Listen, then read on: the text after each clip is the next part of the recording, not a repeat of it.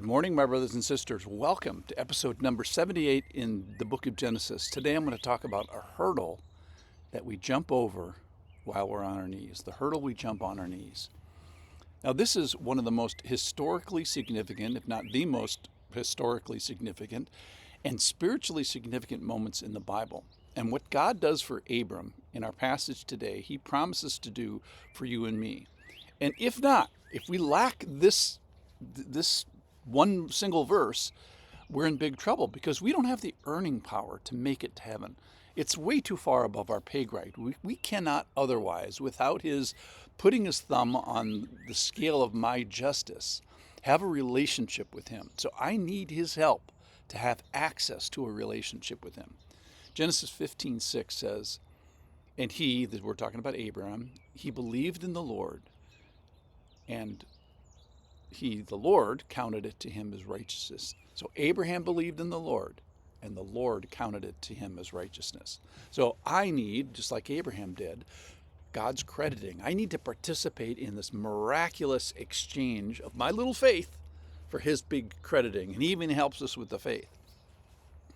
So my faith gets his faithfulness. My belief gets seen as his holy life.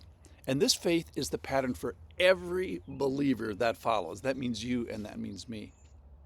So faith is the basis of salvation, not works, not effort, not family history, not nationality, not wealth, not devotion, not tithing, not the law. In fact, this is given 400 years before the law comes.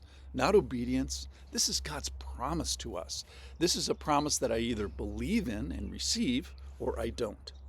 And this is, as how we talked about yesterday, how an unfavorable people, which is all humanity in a holiness sense, enjoy the favor of God. How do we do that? By faith. So this is how a heavenly math equation gets fixed. This is the way that humans are put right, made righteous before God.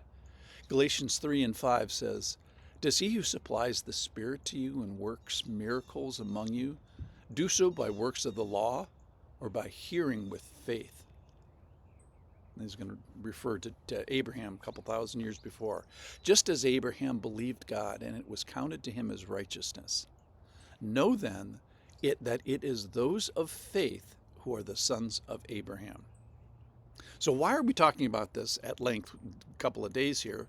Because your spiritual life depends specifically on this. There is no plan B. There is no Christianity without this promise. This is God saying, I got you. I'm going to help you. I'm going to put my thumb on the scale of justice when you are judged. I'm going to credit you with a righteousness you don't possess. I'm going to give you a standing you do not have. I'm going to provide you an access that you do not deserve. I'm going to give you, Abram, and those that follow in your faith family, a right standing with me. I'm going to give you myself. What you need, only I can provide. What you will be satisfied is only me. So as I'm thinking about leading us to a prayer of faith about this and representing ourselves in a similar way as Abraham does, and maybe you say, as you hear about this, you say, man, I want that plan A. I would love to have the faith of Abraham. I believe I would like to be a son of Abram and to do so by joining those in the family of faith. But before the fulfillment of any promise like Abraham, no land, no children, no heritage, before any big answers, the Lord says to Abram, you get me. You get the essential thing. You get the be with me. So maybe you say, and I think this is a big hesitation for most people, say, well, I have a sin burden that God would never want me. If God knew my sin, he would never want me. And if that's you today, that's actually a great thing. Here's why. You come from an inadequate, sin-bearing family. So the Lord tells us in the Bible, just read the Bible. It's all full of people, famous people's sins.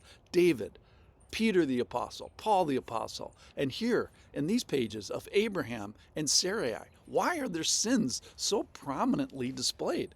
Well, I think to tell you in that way that you're part of the family of Abram as well. You're not alone in your sinfulness. We all wear filthy rags to this splendor party. So if you're struck with your sinfulness this morning, that is a fantastic place to be. That means you're halfway there.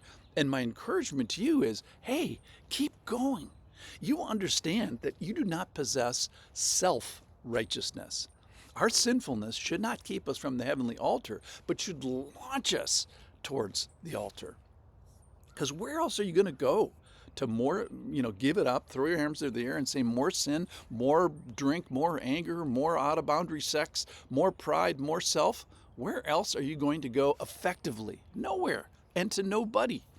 So don't stop there. So say, I believe, but I believe in exactly what? That it is by faith that I get enough credits to be right before God. I believe He does the heavy lifting, and yes, He even helps us with the faith. So this is the essential element of coming to God. You must come by faith. So stay tuned. Abraham's going to do it here. Abraham does it here. So does Sarai, Samson, Barak, Hannah, Peter, Paul, Barnabas, every single Christian that you know in your life here today. So this is the one door that every single believer of every background must come through. Muslim, Jewish, pagan, Protestant, Catholic. You must step through this door of faith. This is the hurdle that we jump on our knees. I love the two-word prayers. I believe, help me, I have faith, and I want this faith. And of course, if you want it, He's going to help you with it. 2 Corinthians 6:2 is a verse I often come back to, for he says, in a favorable time I listened to you, and in the day of salvation I have helped you. So we are on our knees because our life depends on this. This is the essential hurdle that we jump on our knees. Thanks for listening.